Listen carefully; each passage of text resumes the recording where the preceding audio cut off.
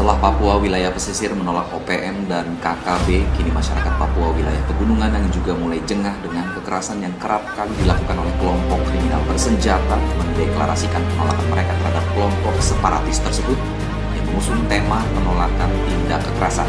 Adapun yang menjadi perhatian utama masyarakat dalam deklarasi tersebut adalah menyatakan menolak tindakan kekerasan yang dilakukan oleh kelompok KKB serta mendukung penuh tindak penegakan hukum yang dilakukan oleh TNI Polri.